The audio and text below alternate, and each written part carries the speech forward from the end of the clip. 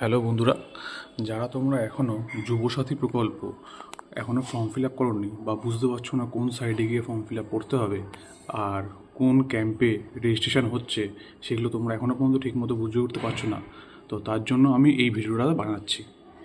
তো তোমরা এবার দেখে নাও, প্রথমে তো কোন সাইডে যাবে।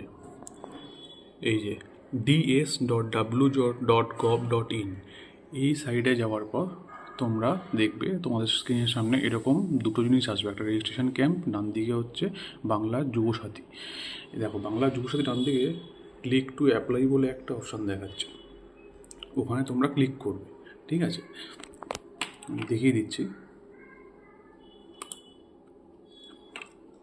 যখনই ক্লিক টু অ্যাপ্লাই করবে, এখানে তোমাদের এরকম একটা পেজ ওপেন হবে। এখানে দেখবে অপশান দিচ্ছে তোমরা অ্যাপ্লাই অনলাইন। ঠিক আছে, তোমরা অনলাইনেও অ্যাপ্লাই করতে পারো, অফলাইনেও অ্যাপ্লাই করতে পারো। এবার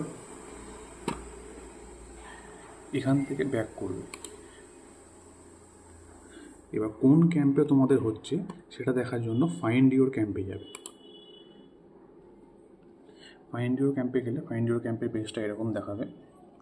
ঠিক আছে, এবার ফাইন্ড ইউর ক্যাম্পে গিয়ে তোমাদের যে ডিস্ট্রিক্ট, ধরো তোমাদের ডিস্ট্রিক্ট কলকাতা, তো আমি কলকাতায় গেলাম। কলকাতার মধ্যে এখানে হচ্ছে এসি, মানে তোমাদের কোন বিধানসভার আন্ডারে পড়ছে সেই বিধানসভাটা তোমাকে ঠিক করতে হবে। আমাদের হচ্ছে বেহালা পশ্চিম, তো আমি বেহালা পশ্চিম সিলেক্ট করবো। ও সঙ্গে সঙ্গে এখানে তোমাদের ব্লক বা মিউনিসিপ্যালিটি সিলেক্ট করে নেবে অটোমেটিকলি। এবার নিচে পুরো তোমাদের লিস্ট এখানে দেখিয়ে দিয়েছে। দেখো তোমাদের ব্লকের কোথায় কোথায় হচ্ছে পুরো লিস্ট দিয়ে দিয়েছে। তোমরা এখান থেকে দেখে নিতে পারো। যেমন আজকে হচ্ছে 18 তারিখ, তো 18 তারিখের এই দুটো জায়গায় আমাদের বেহালা পশ্চিমে হচ্ছে। তো তোমাদের কোথায় হচ্ছে তোমরাও এখানে দেখে নিতে পারবে। তার সাথে এখানে ম্যাপও সাইডে দিয়ে দেওয়া। দেখো এখানে যদি ম্যাপে ক্লিক করো তো ডাইরেক্ট গুগল ম্যাপ খুলে যাবে।